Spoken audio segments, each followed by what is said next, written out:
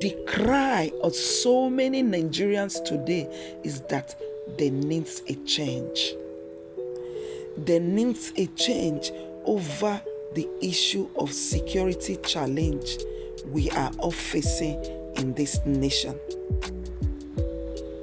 There's an harvest of kidnapping and losses of lives. There needs a change over the issue of economic challenges. It's like there's an harvest of poverty in this nation. Unemployment problems increases every day. There we have corruption like normal business and so many others. But my question here is that how can we possibly see that change without starting from you and I? There's a saying that the children are the leaders of tomorrow.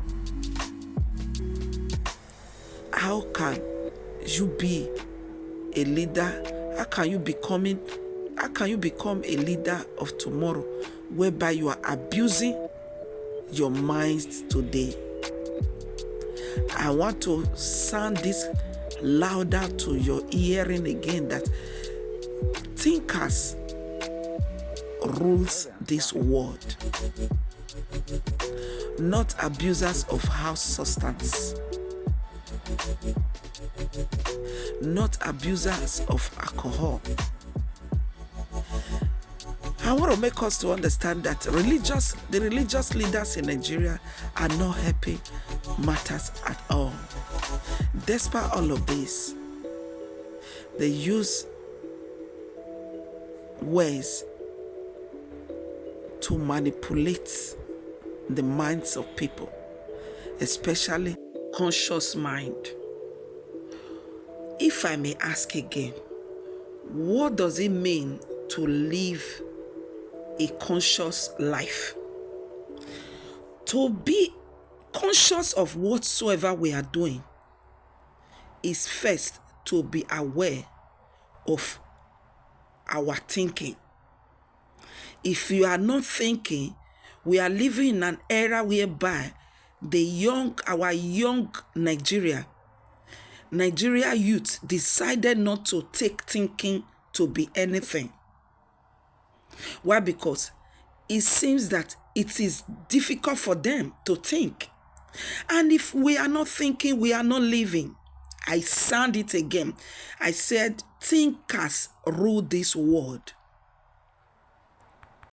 So to be conscious, it means you will be deliberate on what you are thinking about. To do things deliberately. Deliberate act. Secondly, to be conscious in life is to live each second. But it's quite unfortunate that people you are seeing on this background, do they look like people that live that live consciously every seconds of their life or every minute of their life?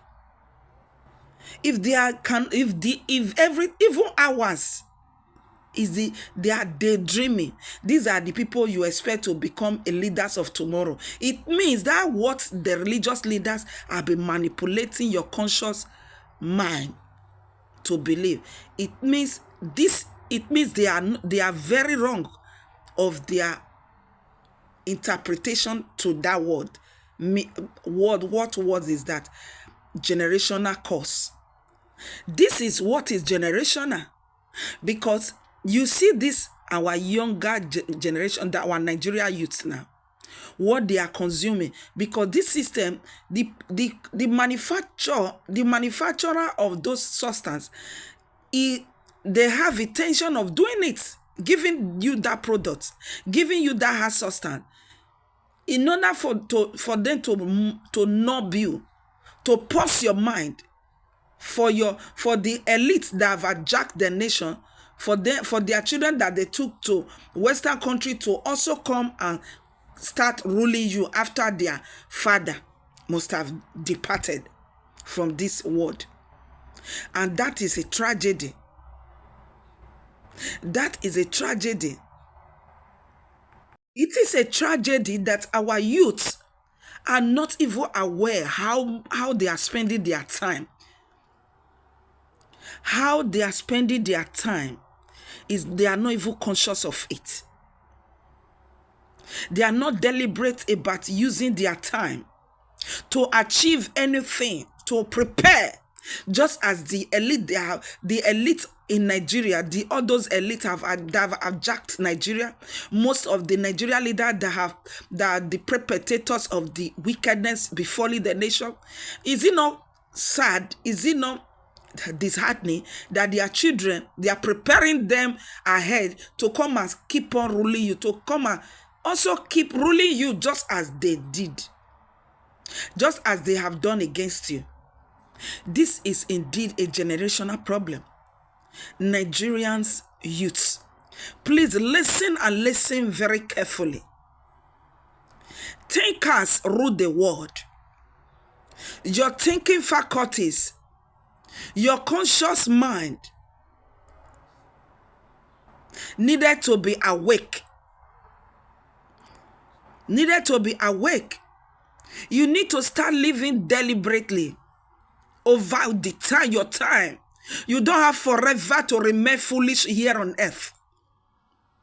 Whenever I see you not preparing, lack of preparation, I now know that it is a new Nigeria will be far away from the generation to come. Yes, because a goat can never give birth to a lion. I didn't mean to say you are a goat, but never stop behaving like one. You are not developing the ability to question whatsoever you are doing as the youth of the nation that's supposed to represent the nation in generation in tomorrow. Let's say tomorrow, in future. You're supposed to be aware of whatsoever you are doing. Cannot just join yourself with a woman or the name of marriage. For example, you want to marry. Do you know what is your goal? What is your marriage goal? What is your life goal? Because your goal in life is supposed to determine the woman you join your life with. So, for example, you want to marry. You must first of all be thinking now. Even ordinary marriage, you must first of all be thinking now. Thinking about the relationship now. You must think about it now. You must take time to understand how important is that relationship. How dynamic is that your relationship that you want to develop to marriage. You must think about it. You must see the strength of that relationship. You must see the flow of that relationship. You must see the mistakes in that relationship that can determine the authenticity of the marriage tomorrow. Then from that, you cannot be deliberately in your action. I'm writing a book. I'm writing a book related to this. That is why I'm so very passionate of what I'm telling you. Because everything you do today have consequences tomorrow. Thanks for listening. Please help me share this message, and may God favor you as you do that.